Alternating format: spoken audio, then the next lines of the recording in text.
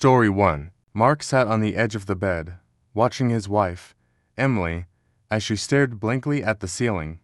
He knew she wasn't seeing him not the way she used to. The sparkle in her eyes, the warmth of recognition that once greeted him every morning, was gone. It had started with little things, forgetting where she placed the keys, missing appointments, calling their son by the wrong name. They both laughed it off at first. I'm just getting old," she'd say with a smile. But deep down, Mark knew something wasn't right. The doctor's visit confirmed their worst fears: early onset Alzheimer's. She was only 52. At first, Emily tried to fight it. She left sticky notes around the house, reminding herself of daily tasks. Mark helped as best as he could, keeping a routine, making sure she had familiar things around her. But the disease was relentless. Months passed, and Emily's world became smaller. She forgot how to cook the meals she had once loved making. She forgot names, places, memories. And one morning, she looked at Mark with empty eyes and asked, "Who are you?" Mark felt his heart shatter. He had prepared for this moment, he thought he had, but nothing could have prepared him for the pain of being forgotten by the woman he had loved for over 30 years. He wanted to remind her, to shake her and say, "It's me, it's Mark, your husband." But he didn't. Instead, he took a deep breath, held her trembling hand, and said softly, "I'm Mark. I'm your husband. And I love you." That day became the first of many introductions. Every morning, Emily would wake up confused, lost in a world that no longer made sense. And every morning, Mark would sit beside her, hold her hand, and introduce himself all over again. "I'm Mark. I'm your husband. And I love you." The struggles of love and loss. Taking care of Emily became his full-time job.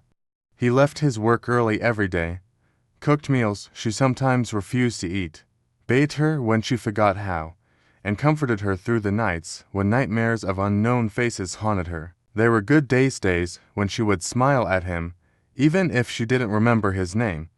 But there were bad days too. Days when she cried, frustrated and afraid. Days when she screamed at him, calling him a stranger, begging to go home even though they were already there.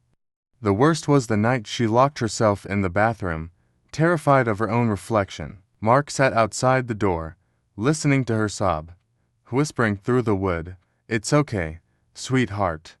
I'm right here. You're safe." She finally opened the door hours later, exhausted and broken. Mark wrapped her in his arms, and though she didn't say anything, she let him hold her. It was enough. Friends and family told him he was doing too much, that he should consider a care facility. "She doesn't even know who you are anymore," his brother told him one evening. Mark looked at Emily, sitting on the couch, staring out the window, humming a song she couldn't name. Maybe his brother was right. Maybe Emily was too far gone. But then, she turned to him and smiled, a small, fleeting smile that made his heart ache. "She may not know who I am," Mark said, "but I know who she is. And that's enough." Moments of light in the darkness. One autumn afternoon, Mark decided to take Emily to the park, hoping the fresh air would do her some good. She sat on the bench, looking up at the golden leaves falling around them. A group of children ran past, laughing, and for a brief moment, something flickered in her eyes. "I used to love playing in the leaves," she murmured, almost to herself. Mark's heart raced. "You did," he said, smiling. "Every year, we'd rake a big pile in the backyard, and you'd jump right in before we finished." Emily turned to him, confusion clouding her face. "Did I?" Mark nodded. "Yes, and you used to bake the best pumpkin pie afterward." She tilted her head, as if trying to pull the memory from the fog. Then, after a long pause, she whispered, "That sounds nice." It wasn't much, but to Mark, it was everything. A love that never fades. Months turned into years, and Emily slipped further away. She no longer spoke much, and some days, she wouldn't even look at him. But Mark never stopped introducing himself. One evening, as he was tucking her into bed, She reached out and touched his face. It was the first time in weeks that she had acknowledged him. Her fingers traced the lines on his cheeks, the gray in his hair. Then, in a voice so soft he almost didn't hear it, she whispered, "You're kind." Tears filled Mark's eyes. He kissed her forehead and whispered back, "I'm Mark. I'm your husband. And I love you." She didn't respond. She simply closed her eyes, a small smile on her lips. The final goodbye. One morning, Mark woke up to silence. No soft murmurs from the other side of the bed. No confused questions or wandering footsteps. He reached over and touched her hand. It was cold. Emily had passed in her sleep, peacefully. Mark didn't cry right away. He just sat there, holding her hand, whispering his usual words one last time. "I'm Mark. I'm your husband, and I love you." The funeral was small, intimate. Their son, friends, and a few family members gathered, sharing memories that Emily herself could no longer recall in her final years. Mark listened, smiling through the pain, knowing that even though she had forgotten their love, he never had. In the weeks that followed, Mark found himself still talking to her. He would sit by her side in the garden, telling stories of their youth, of the adventures they had, of the love they shared. And in his heart, he knew that somewhere, somehow, Emily was listening. Because real love never fades, not even when the mind forgets.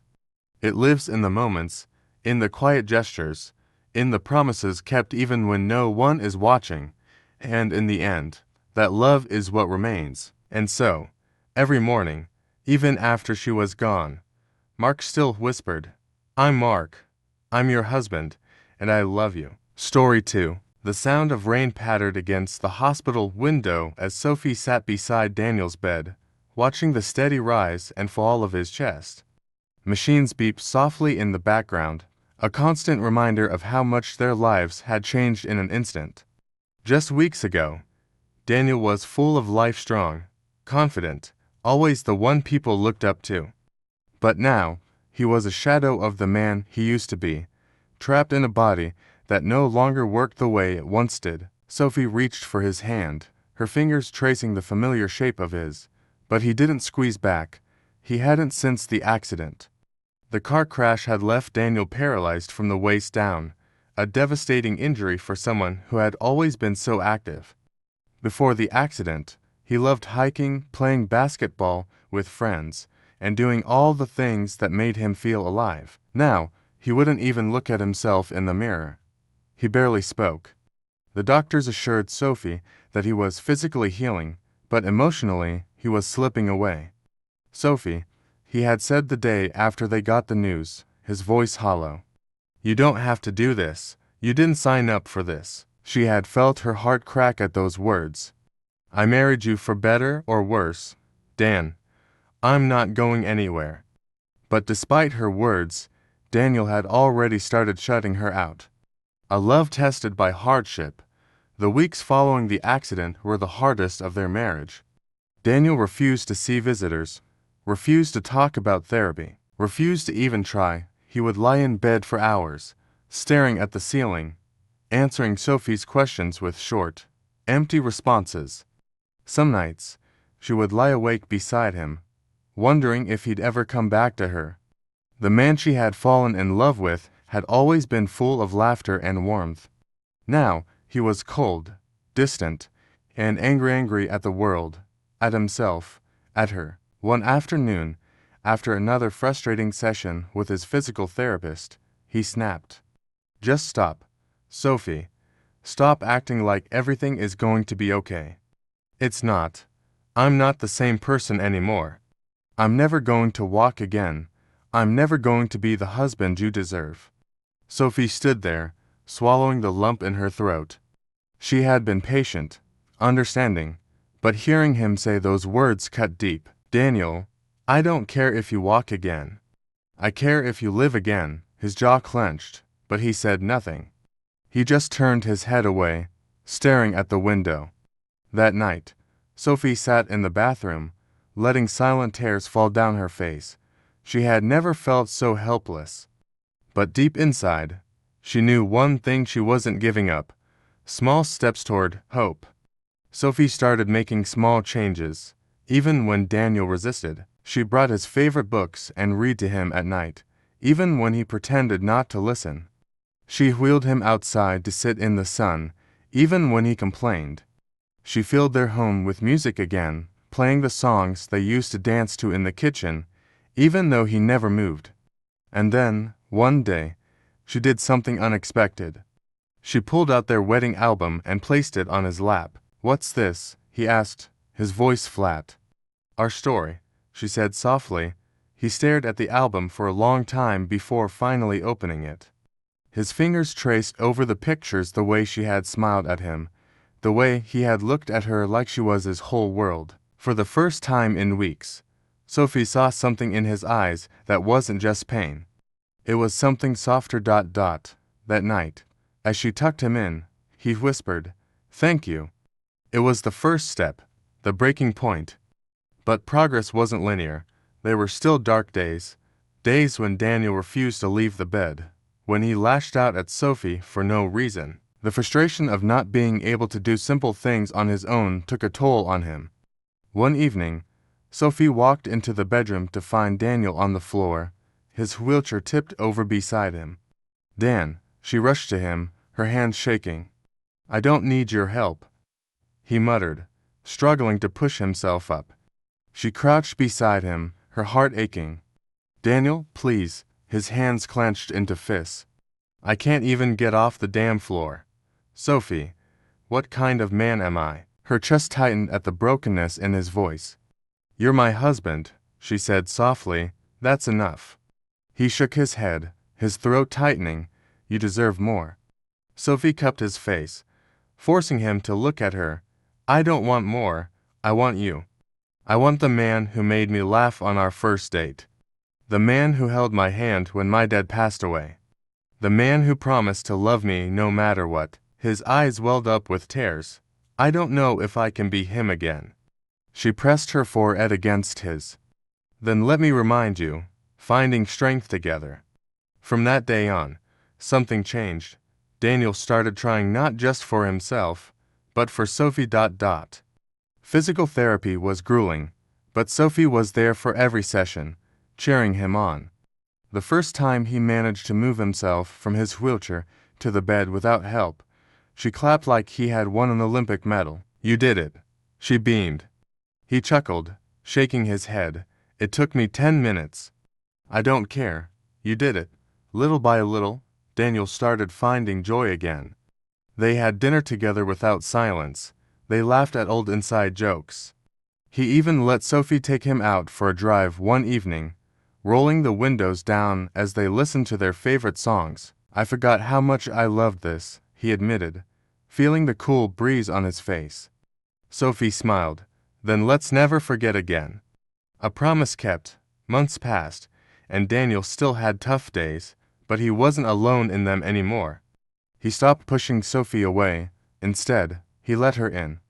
One night, as they sat on the couch, Daniel took Sophie's hand and kissed it. "You never gave up on me," he murmured. She squeezed his hand. "I never will." And for the first time since the accident, Daniel believed her. Love isn't perfect, but it's real. Love isn't just about the good times, it's about standing by someone when everything falls apart.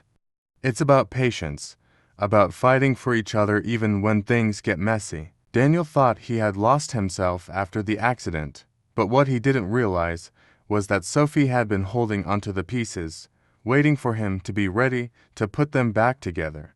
And when he finally did, he found something even stronger than what he had before. He found a love that never gave up. Story 3. I was 14 when my neighbor's son, Jacob, went missing. He was only 6 years old at the time, a quiet, shy kid who liked to play with toy dinosaurs and draw chalk pictures on the sidewalk. His mother, Mrs. Holloway, was a kind but distant woman, always looking over her shoulder as if expecting something bad to happen. And then, one day, something did. Jacob vanished without a trace. The entire neighborhood turned upside down. Police swarmed the streets, searching every house, every backyard. Flyers with his face were plastered on every telephone pole. Mrs. Holloway was inconsolable, screaming that someone had taken her baby.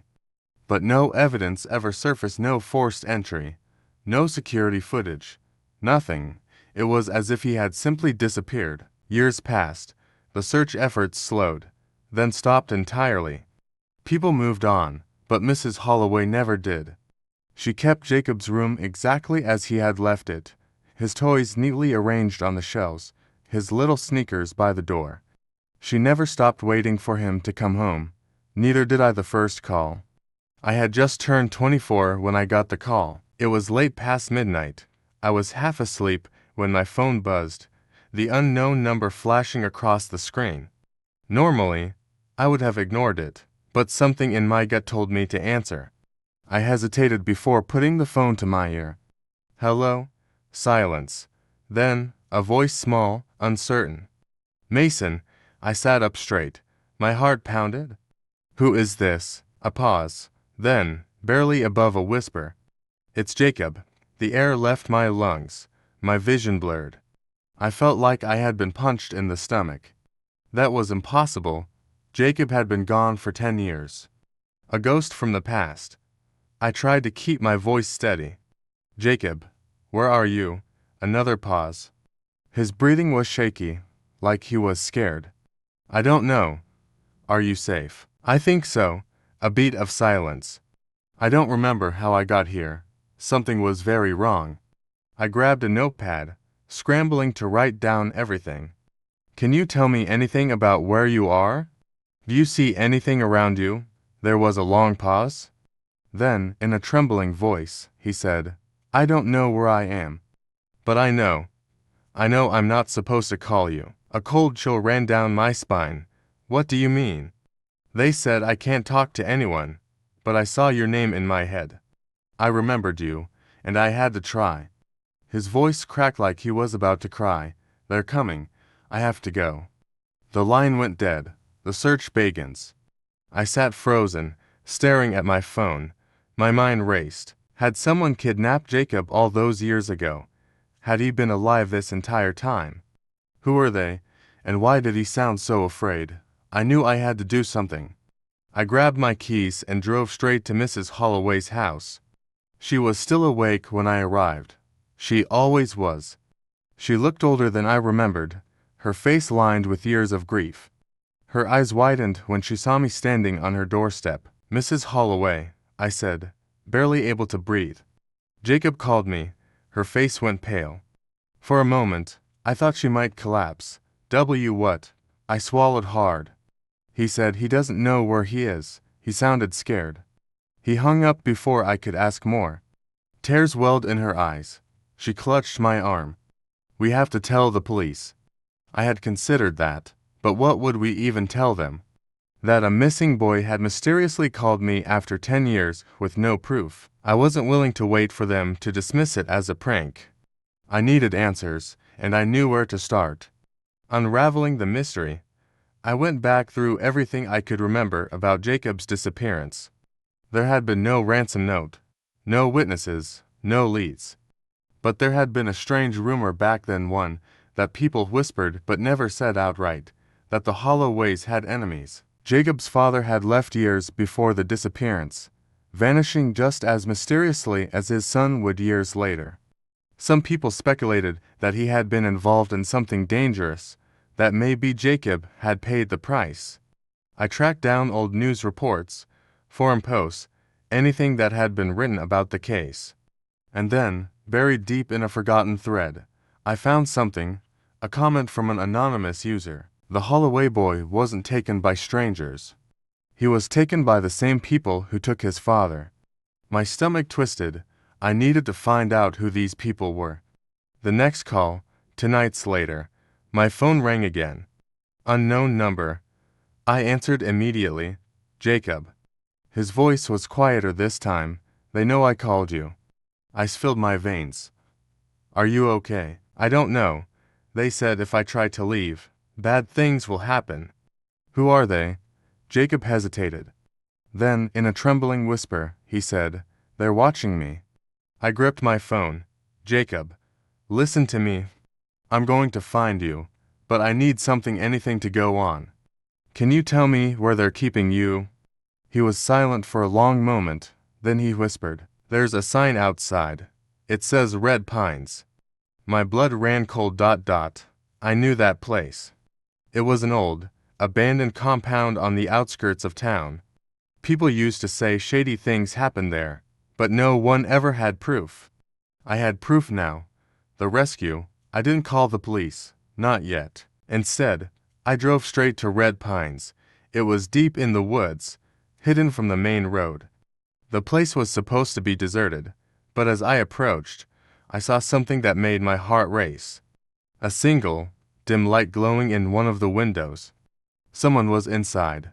I moved carefully, keeping to the shadows. As I got closer, I could hear voices low, muttering voices. I crept toward the window, my heart hammering. Then, I saw him. Jacob. He was older now, taller, but it was him. His face was pale, his expression hollow, and he wasn't alone. There were two men in the room with him, men I didn't recognize. They looked rough, dangerous. One of them had a gun resting on the table. I didn't think. I pulled out my phone and dialed 911. Red Pines Compound. I whispered. They have Jacob Holloway, justice and closure. The police arrived fast, faster than I expected. Sirens blared through the night, lights flashing as officers stormed the building. I watched from the trees as they dragged the men out in handcuffs. And then, Jacob stepped outside. He was free. Mrs. Holloway collapsed when she saw him. 10 years of grief shattered in an instant. She held him so tight I thought she might never let go. The men were part of a criminal group, one that had connections to Jacob's father. They had taken Jacob as leverage, holding him all these years. But he was home now, safe, moving on. Jacob struggled after that. Years of captivity had left scars, both physical and emotional. But with time, he started to heal. Mrs. Holloway finally got her son back, and I still think about those phone calls, about the fear in his voice, about how easily he could have been lost forever. I don't know why Jacob remembered me after all those years, but I'm glad he did. Story 4. Emily sat at the kitchen table, staring at the envelope in her trembling hands. It was old, the edges slightly frayed, the ink a little faded. There was no return address, but the handwriting was unmistakable. It was Michael's. Her husband had been gone for a year now. A drunk driver had taken him from her in an instant, leaving her with a hollow space where her heart used to be. She had spent the past 12 months trying to survive, to piece herself together. But nothing felt the same. The house was too quiet, the bed too empty, and the weight of his absence too heavy to carry. And now, here it was, a letter, written in his handwriting, addressed to her. Her hands shook as she slid her finger under the flap and carefully opened it. Inside was a single sheet of paper, folded neatly. She hesitated before unfolding it, her heart pounding. Then, she read the first words, My dearest Emily. The moment she saw his handwriting, she could hear his voice in her head, warm and familiar. If you're reading this, then life must have taken a turn we never expected. And knowing you, you're probably sitting at the kitchen table, overthinking everything before you even finish reading this letter. So before you do anything else, take a deep breath for me. Okay. Emily let out a breath she hadn't realized she had been holding. There are so many things I want to say to you, but if I only have one chance, let me say this first: I love you. I have always loved you, and I always will. And I need you to know that, even now, wherever I am, that hasn't changed. Her vision blurred as tears welled up in her eyes. I wrote this letter because, well, I know you. I know how stubborn you are. I know how you carry the weight of the world on your shoulders, even when it's not yours to carry. And I know that if something were to happen to me, you'd spend too much time wondering if you could have done something differently. You'd go through old conversations, looking for signs, for things you missed. You'd blame yourself, even though you shouldn't. Emily swallowed hard, her fingers tightening around the paper. So let me be clear, you did everything right. Emily, you are the best thing that ever happened to me. I don't want you to waste a single moment of your beautiful life drowning in what ifs. You didn't fail me. You never could. She wiped at her cheeks, trying to read through the blur of her tears.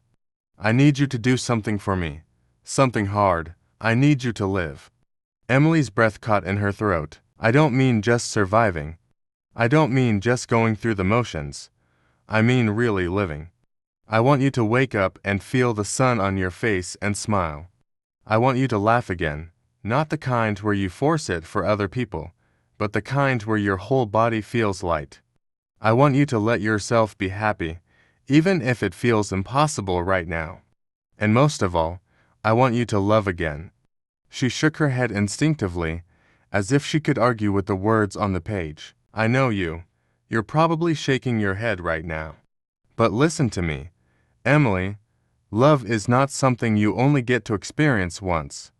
Love doesn't run out. It grows. It changes.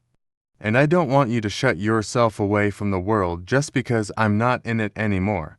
You have too much love left in you to keep it locked away forever. Emily pressed a hand to her mouth, letting out a quiet sob. I want you to open your heart when you're ready. It doesn't have to be today. It doesn't have to be tomorrow. But one day, when the time comes, don't be afraid to love again, and don't you dare feel guilty about it. I will never be angry at you for moving forward. If anything, I will be so proud. She clutched the letter against her chest, unable to hold back the tears anymore. Michael had always known her better than she knew herself. And somehow, even now, he had managed to say exactly what she needed to hear. But she wasn't sure if she could do what he was asking. A year of grief and healing. For days, Emily found herself rereading the letter. It was the closest thing she had to hearing his voice again. For a year, she had been drowning in grief. She had turned down invitations from friends, ignored phone calls, and spent more nights crying herself to sleep than she wanted to admit. She had convinced herself that moving on meant forgetting him, and that was something she simply couldn't do. But Michael's words made her wonder, was she honoring him by shutting herself away? She didn't have an answer. But she knew one thing: Michael had always wanted her to be happy, the first step. One evening, Emily did something she hadn't done in a long time. She picked up the phone and called her best friend, Lisa. Emily. Lisa's voice was filled with surprise. Oh my God, it's been forever. I know, Emily admitted. I'm sorry. I just ... I wasn't ready to talk. But I think I'm ready now. Lisa was quiet for a moment before saying, Do you want to meet for coffee? Emily hesitated, then took a deep breath. Yeah, I think I do. That afternoon, she walked into the coffee shop where she and Lisa used to meet every Saturday. The smell of fresh coffee filled the air, and for the first time in a long time, she felt ... okay ... Lisa hugged her tight. It's so good to see you, Emily smiled. It's good to see you too. As they talked, she realized something she had been so afraid of letting go that she hadn't realized she didn't have to. She could keep Michael in her heart and still move forward, a new chapter. Months passed, and little by little, Emily started to feel like herself again. She still missed Michael. She always would.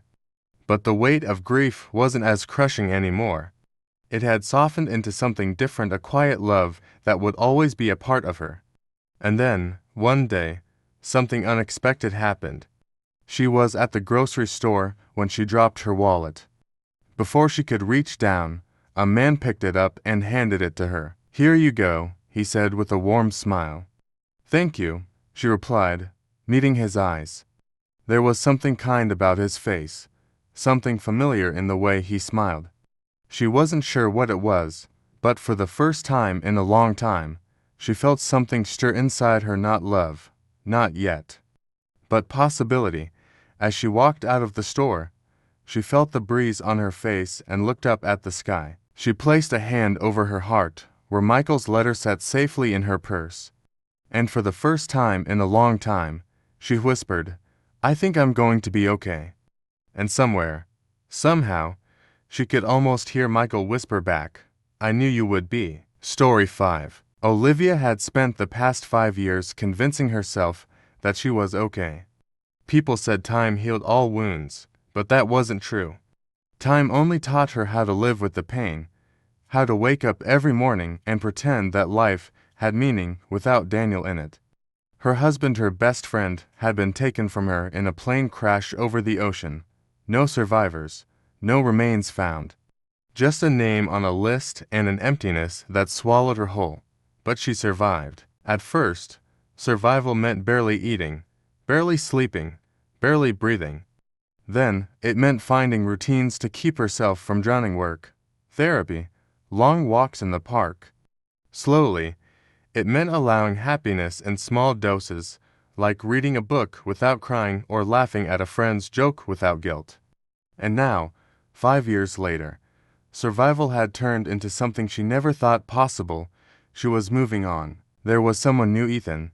He was kind, patient, and understanding of the ghost she carried. He never rushed her, never made her feel like she had to forget Daniel to love him. And for the first time in years, Olivia was considering a future that didn't hurt to imagine. She thought she was ready. Until the knock on the door shattered everything. The impossible return. It was late for visitors.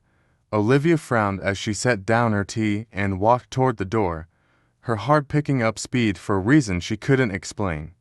She hesitated, then opened it. Her world stopped. Standing there, looking exhausted, battered, and impossibly real, was Daniel. Her brain couldn't process it. It was a dream. A cruel, twisted hallucination. But then he spoke. Olivia, his voice cracked, barely above a whisper. She staggered back, gripping the doorframe for support.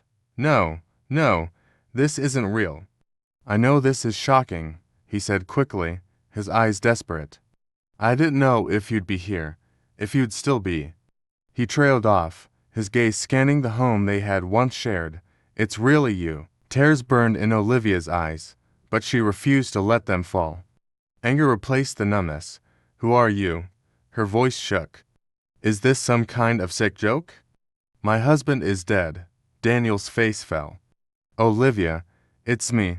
He took a step forward, and instinctively, she stepped back. He stopped, his hands clenching at his sides. I swear to you, it's me. I didn't die. I was taken. The words didn't make sense. None of this made sense. But, as she looked at him, really looked at him, she saw it. The scar above his eyebrow from when he fell off his bike at 12. The way his hands twitched when he was anxious. The small birthmark near his collarbone. It was him. Her knees nearly buckled. Come inside, she whispered, though she wasn't sure why. Maybe to convince herself this wasn't a hallucination. Daniel stepped in hesitantly, as if afraid she might throw him back out. He was thinner than she remembered, his skin weathered from the sun, his hair longer. He looked older. He looked like someone who had been through hell. The truth unfolds. They sat in the living room, the silence thick with unanswered questions. Olivia kept a safe distance, her body rigid. Daniel's hands trembled as he spoke. My plane never crashed. She swallowed. What? It was hijacked. We never made it to our destination. The people who took us, they didn't want money. They wanted power, control. His voice grew hoarse. They kept us in a remote camp, in a place I don't even know how to describe. No phones, no communication, just survival. Barely, he looked down at his hands, me and one other man. We waited for the right moment, stole a vehicle, and just ran. It took weeks before we found civilization. And by then, the world had moved on. He finally met her eyes. You had moved on. Olivia couldn't breathe. This wasn't just about believing him. This was about the life she had built in his absence. She had grieved him, buried him, learned to live again without him. And now, he was here, alive. Everything inside her screamed that she should be overjoyed. She had spent 5 years longing for this impossible miracle. But now that it was here, It didn't feel like a miracle. It felt like a storm about to tear her world apart, the heart's dilemma. The next few days were a blur of emotions. Olivia didn't know what to feel. Daniel had nowhere to go, so he stayed in the guest room. She couldn't bring herself to ask him to leave, but she also couldn't sleep knowing he was in the same house. Ethan called, sensing something was wrong. She couldn't find the words to explain. At night, she lay awake, staring at the ceiling. How could she go back to a life with Daniel when she had already spent years learning how to live without him? And how could she look Ethan in the eye, knowing her real husband, was back? Every conversation with Daniel felt like reopening a wound she had worked so hard to heal. He wanted to pick up where they left off. He wanted to hold her, to comfort her, to love her. But she wasn't the same woman he had left behind. She had changed. One night, Daniel found her sitting on the porch, staring at the stars. He sat beside her, cautious, like he was afraid of pushing too hard. "I don't know how to do this," she admitted. He nodded, looking down at his hands. "Me neither." A long silence stretched between them before he said, "Do you still love me?" The question nearly shattered her. She had loved him with every fiber of her being. But love wasn't a thing that froze in time. It changed, just like people did.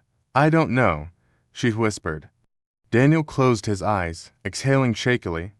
"I want to," she added, "but I don't know if I can go back." He turned to her, his expression unreadable. "Then let's not go back. Let's start again." Tears burned her eyes. "Daniel, I just want a chance," he said. "That's all. If you can't love me the same way, I understand. But can we at least try?" She didn't know the answer, but she knew she owed it to herself to find out. A new beginning. Olivia didn't choose right away. She took time. She met with Ethan, told him the truth. It hurt. He was understanding, but devastated. They parted ways, and she mourned that loss too. She and Daniel talked for hours, for days. They didn't rush into anything. They learned who they had become. And slowly, piece by piece, they found something new. It wasn't the same love they once had. That love had died in the wreckage of the past. But something new had taken its place. Something real, something worth fighting for. And maybe, just maybe, that was enough. Story 6. The church was packed. Rows of guests sat in quiet anticipation, the scent of fresh roses filling the air. The golden glow of the late afternoon sun filtered through the stained glass windows, casting a warm hue over the scene. It was the perfect day for a wedding, our wedding. I stood at the altar, my hands slightly clammy, adjusting the cuffs of my navy blue suit. Beside me, my best man, Tyler, gave me a reassuring nudge. "You got this," he whispered. I smiled, but deep inside, my heart pounded in my chest. I wasn't nervous about marrying Emily. I had been sure about her from the moment we met. She was everything I had ever wanted: kind, funny, and the kind of person who could light up a room just by walking in. The music started. Everyone turned toward the grand wooden doors as they slowly creaked open. And there she was, Emily. She stepped into the aisle, a vision in white. Her long, flowing dress hugged her figure perfectly, and the sheer veil trailed behind her like a dream. But it was her expression that caught my attention. There was something in her eyes, something I couldn't quite place. She wasn't beaming like I expected. Instead, she looked troubled. I brushed the thought aside. Wedding day jitters, I told myself. It was a big moment. Maybe she was just overwhelmed. Step by step, she made her way to me. Her father walked beside her, his grip firm on her arm. When they reached the altar, he placed her hand in mine, giving me a small nod before stepping back. Emily's fingers were cold. I squeezed them gently and whispered, "You okay?" She hesitated before nodding. "Yeah, but something was off." The priest cleared his throat, beginning the ceremony. Words blurred together as I kept stealing glances at Emily. She was smiling, but it didn't reach her eyes. Then, the moment arrived: the vows. I went first. Taking a deep breath, I turned to face her. Emily, I began. From the moment I met you, I knew you were different. You weren't just beautiful, you had this way of making the world feel lighter, even on the darkest days. You challenge me, support me, and inspire me to be a better man. I promise to love you, honor you, and stand beside you, no matter what. For all the days of my life, a soft murmur of approval rippled through the crowd. My mother wiped a tear from her eye, and Emily's mother squeezed her husband's hand. Then, it was Emily's turn. She held the microphone with trembling hands. Her eyes darted around the room before settling on mine. And then, she took a deep breath and said, "Before I say my vows, I need to tell you something." A hush fell over the crowd. I frowned. What? Emily swallowed hard. I wasn't going to say anything. I thought I could go through with this and pretend everything was fine. But I can't, not without being honest with you. My stomach tightened. What was she talking about? The guests shifted uncomfortably in their seats. Tyler shot me a confused glance. Last week, Emily continued, her voice trembling, I had a moment of doubt, a moment where I questioned everything. And in that moment, I made a mistake. My breath hitched. The room felt smaller. I kissed someone else, she said, her voice barely above a whisper. The silence was deafening. I could hear my own heartbeat thudding in my ears. Whispers spread through the pews. My mother's face paled, and Emily's father looked away, shame flickering in his eyes. I felt like the ground beneath me had disappeared. Emily's eyes filled with tears. It meant nothing. It was a mistake, a stupid, reckless mistake. But I couldn't stand here today, promising you forever, without telling you the truth. I stared at her, my mind racing. A kiss, a mistake, a moment of doubt. Everything in me screamed to walk away. To leave her standing there, to let the weight of her confession crush her instead of me. But I loved her. And that was the problem. Who was it? I asked, my voice hoarse. Emily hesitated. Then, her gaze flickered to the crowd. I followed her eyes, and then I saw him, seated in the third row, looking anywhere but at me, was Nick, my cousin, my childhood best friend, the guy who had been by my side through everything. Betrayal slammed into me like a punch to the gut. I clenched my jaw, every muscle in my body rigid. Him, Emily nodded, a tear slipping down her cheek.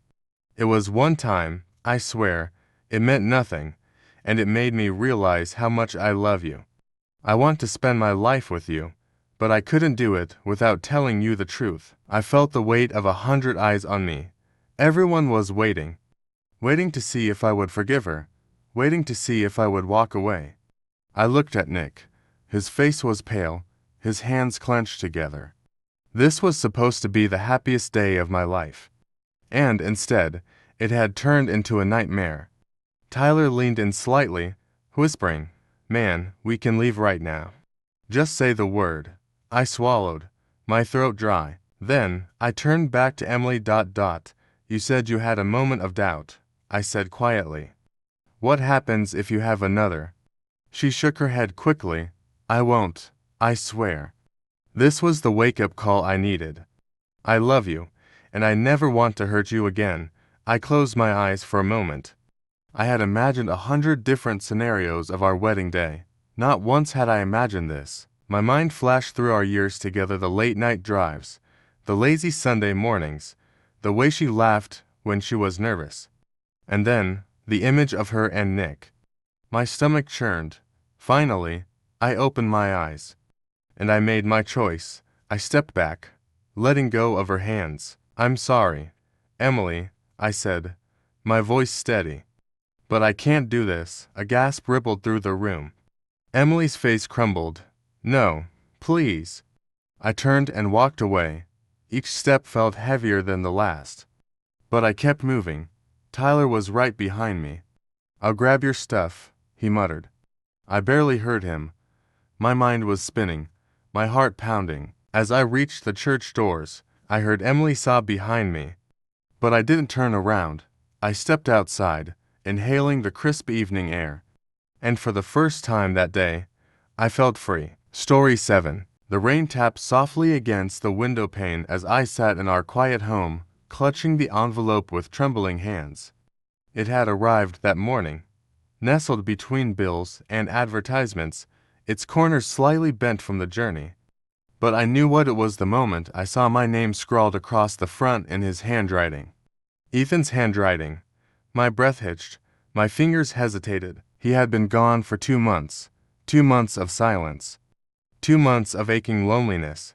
2 months of pretending to be strong when, in reality, I was anything but. Yet, here it was, his last letter. I wasn't ready. I wasn't ready for the words he had left behind, the final thoughts of the man I had loved more than anything in this world. But as I traced the ink of my name on the envelope, I knew I had no choice. With a deep, shuddering breath, I opened it, and then I began to read. My dearest Anna, if you're reading this, it means I'm not there with you anymore. I wish more than anything that I could hold you one last time, feel your heartbeat against mine, tell you how much I love you without the weight of time pressing down on us. But life is cruel, isn't it? I don't want this letter to be about grief, though I know that's inevitable. I want it to be about us, about the love we shared, the moments that made life worth living. Because if I leave behind anything, I want it to be that I want to be remembered not for how I left, but for how I lived. Do you remember the night we met? You were wearing that ridiculous yellow raincoat, and you crashed into me on the sidewalk because you were too busy reading the back of a book. I'll never forget the way you looked up at me, cheeks flushed, apologizing over and over, even as I laughed. I knew, in that moment, I was gone. Completely, utterly gone for you, and I still am. Even now, as I write this, knowing my time is short, I love you just as much as I did that night. More, even, because loving you was the best thing I ever did. I need you to do something for me. Anna, I need you to live. I know that sounds impossible right now. The grief is heavy, and the world feels dimmer without me beside you. But promise me you won't let this loss consume you. Because as much as I wish I could stay, I need you to stay for both of us. I left something for you, something important. Go to our favorite spot, the bench in the park, where we used to sit for hours talking about life, the future, dreams we had. You'll find it there. And Anna, know that I'll always be with you. In the laughter of a stranger, in the warmth of the sun on your skin, in every raindrop that kisses your cheek. I love you, always, Ethan. I read the letter 3 times. 4, 5. My tears smudge the ink in places, my hands clutching the fragile paper as though it could somehow bring him back. The pain in my chest was unbearable, a dull ache that spread through every part of me. But through the grief, through the sorrow that wrapped around me like a heavy cloak, I knew what I had to do. I had to go to the park. The bench was just as we had left it, worn wood, slightly uneven legs, the initials E+ carved into the side from a summer night long ago. I sank onto the seat, running my fingers over the carving. Ethan's touch was still here, and then I saw it. Tucked beneath the bench, carefully wrapped in a weathered cloth, was a small wooden box. My hands shook as I pulled it free, my heart pounding so hard I thought it might break my ribs. With trembling fingers, I lifted the lid. Inside was a single Polaroid. It was us on this very bench, smiling at the camera, his arm wrapped tightly around me, the city lights glowing softly in the background. Taped to the back of the photo was a folded piece of paper. I peeled it off and opened it. Anna, if you've made it here, thank you. Thank you for honoring my last wish, for coming here, for letting me have one last moment with you. I don't have much left to give, but this picture, it's a reminder. A reminder that life is beautiful, that love is real, that what we had was something rare and extraordinary. I know you're hurting. I know the days feel endless without me. But Anna, I need you to promise me something. Find happiness again. One day, you'll wake up, and the pain won't be quite as sharp. One day, You'll laugh without guilt. One day, you'll find love again, and when that happens, don't feel guilty for moving on. Love is meant to be shared, and I want nothing more than for you to live a life full of love. And if you ever doubt that I'm still with you, just come back here. Sit on this bench, close your eyes. I'll be right beside you. Forever yours, Ethan. I pressed the photo against my chest and sobbed. It wasn't fair. None of this was fair. Ethan should have been here. He should have been sitting next to me, laughing about how cold it was, teasing me about the way I always forgot to bring gloves. But he wasn't. All I had left were these words, these memories, this ache in my chest that I feared would never fade. Yet, I could feel him, maybe not in the way I wanted, but in the whisper of the wind through the trees, in the soft glow of the street lamp nearby, in the warmth that settled over my heart, even in my grief. And so, I sat there, for hours, watching the city lights, remembering every moment, feeling Ethan beside me, one last time. And for the first time since he left, I whispered the words out loud, letting them drift into the night. I love you too. Epilogue. A year passed. The seasons changed, and so did I. I kept my promise. It wasn't easy. The grief came in waves, some days knocking me off my feet, others a quiet hum in the background. But slowly, life returned. I learned to laugh again, to dream again, to live. And then, one evening, I found myself back at the bench. The night was cool, the stars bright above. And as I sat there, hands tucked into my coat, I realized something.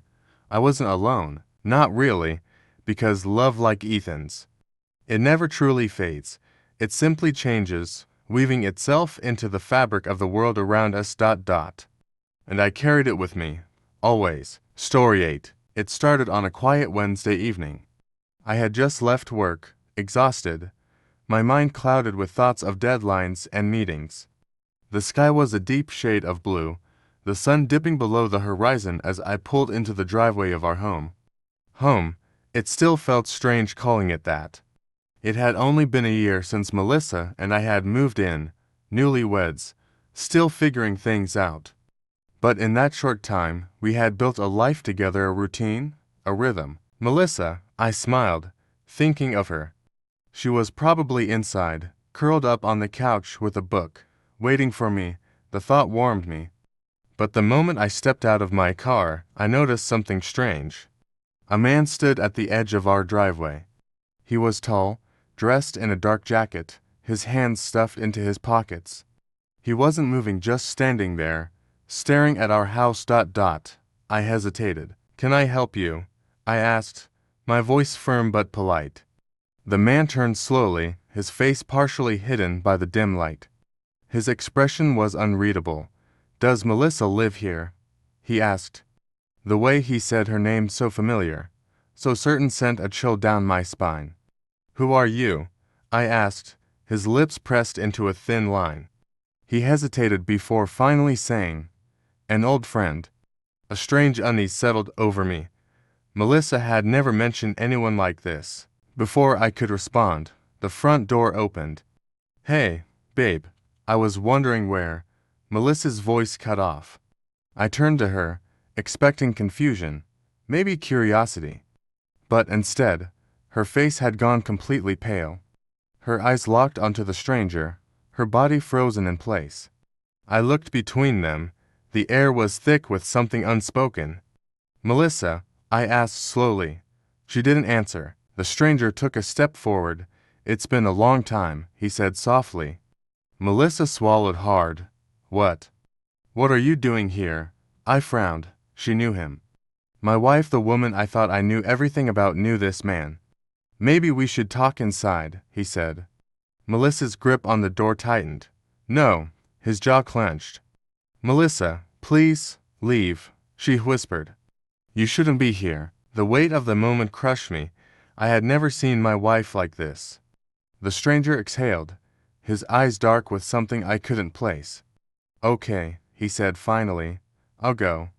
And just like that, he turned and walked away. Melissa didn't move until his figure disappeared into the night.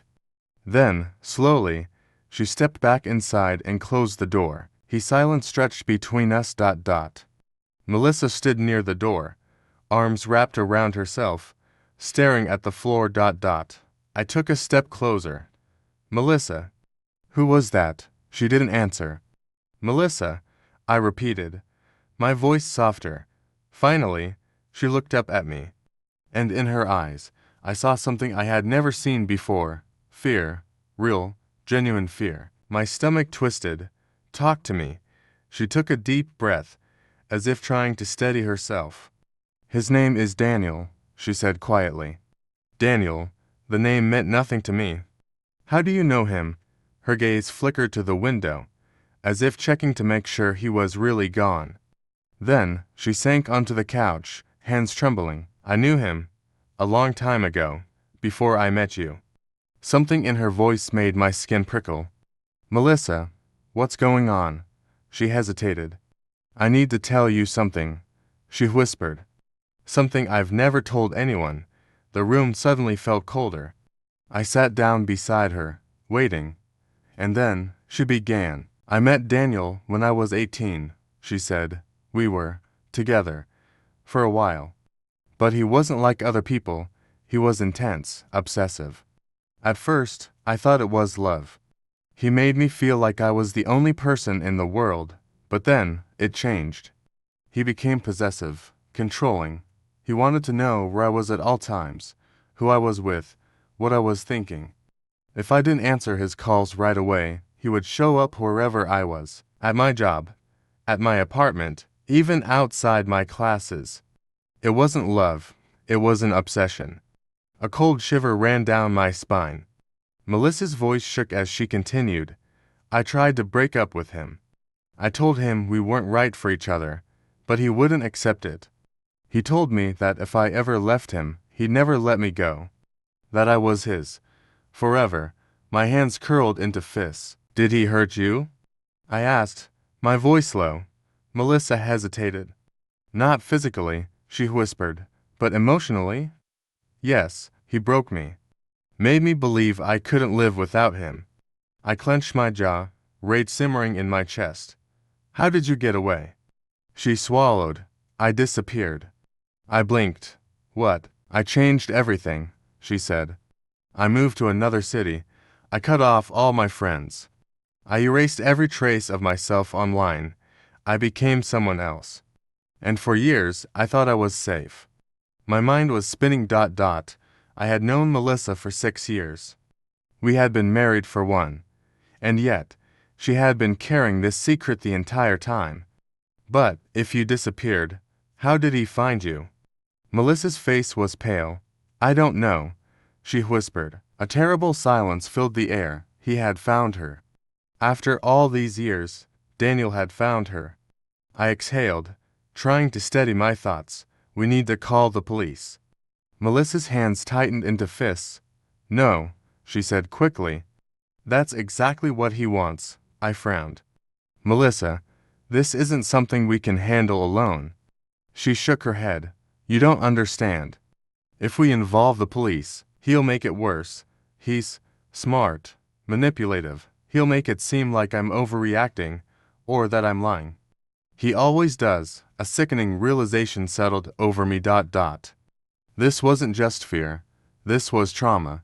Daniel had controlled her once, and now, even after years apart, he was still inside her head. I reached for her hands. Melissa, I said firmly, you're not alone. He doesn't get to control you anymore. We'll figure this out, together. Her eyes met mine, filled with uncertainty. Then, she nodded. And at that moment, I made a silent vow. I would protect my wife, no matter what. The next few days were tense. Melissa barely left the house. Every time the doorbell rang, she flinched. Every time a car passed by too slowly, her breath hitched. I started looking over my shoulder, too. Then, 3 nights later, it happened. A noise outside, a soft tapping against the window. Melissa and I froze. I reached for the baseball bat I had placed beside the couch and slowly walked toward the front door. I peered through the peephole. Nothing, just darkness, but when I stepped outside, there, sitting on the porch, was a single envelope. I bent down, heart pounding, and picked it up. On the front, written in that same familiar handwriting, was a message: "You can't hide her forever." My blood ran cold. I turned my head, scanning the street, the shadows, the trees. But there was no one there, only silence.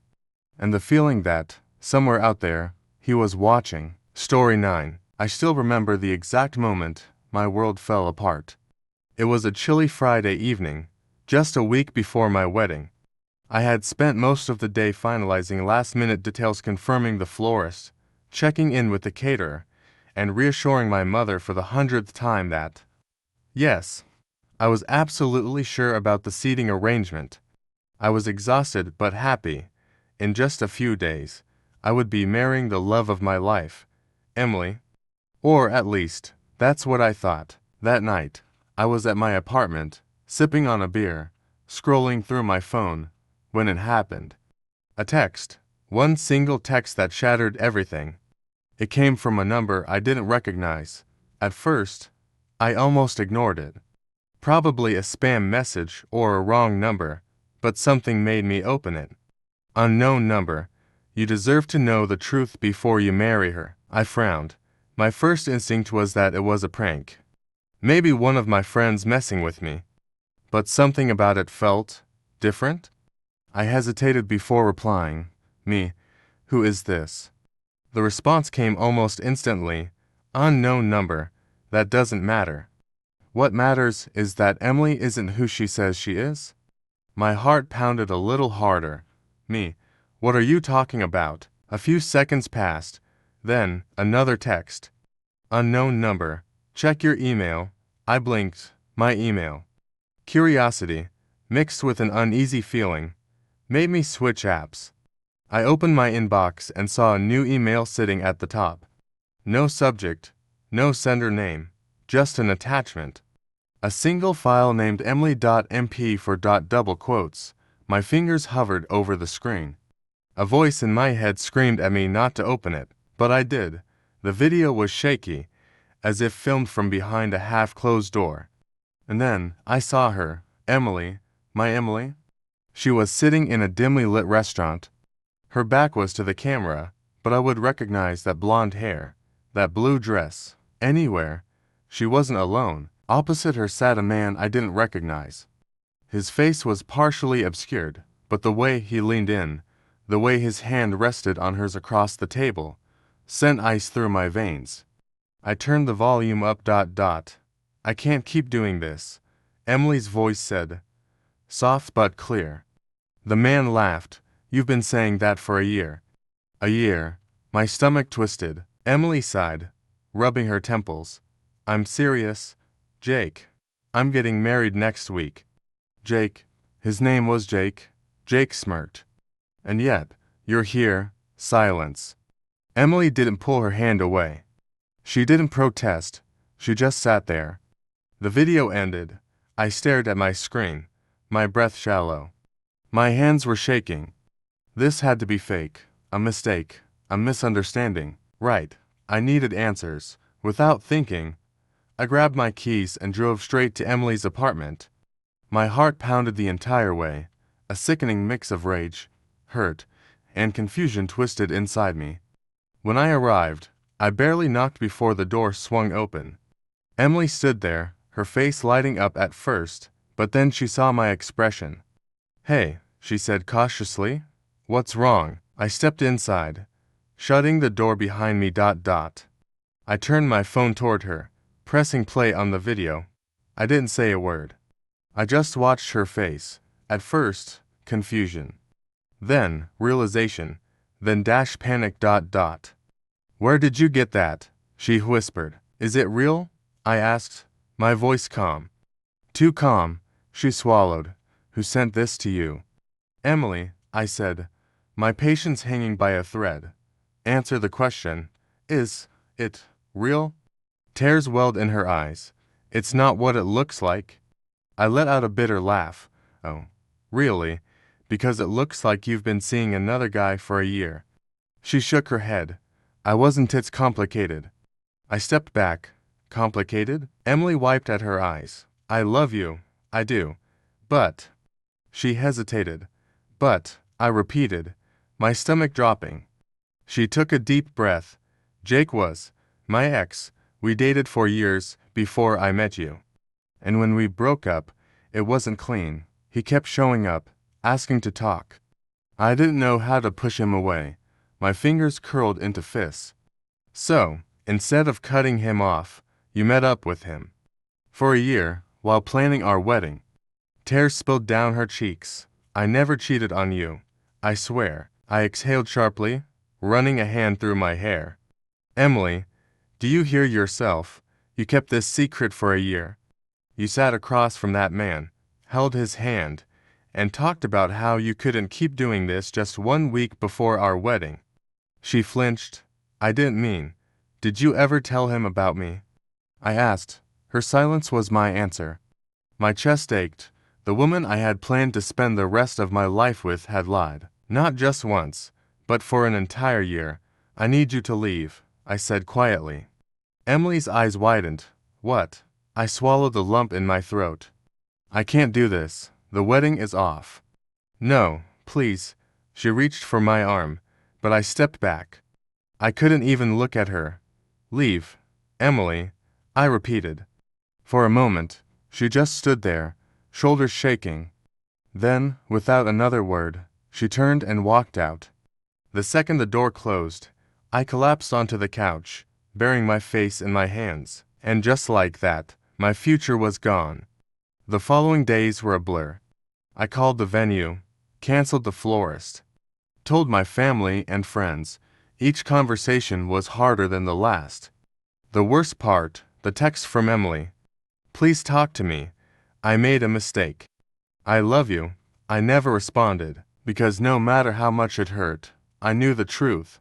Love isn't built on secrets. And the woman I had planned to marry had been keeping the biggest one of all. A year later, life moved on. I won't lie, those first few months were brutal. The pain lingered, the questions haunted me. But with time, I healed. Then, one day, out of the blue, I got another text. Unknown number. I hope you're doing okay. I knew it was her. I stared at the message for a long time. Then, I deleted it. No response, no regrets. Because sometimes, the hardest lessons in life come from the people we trust the most. And sometimes, the text that breaks you is the same one that sets you free. Subscribe for more.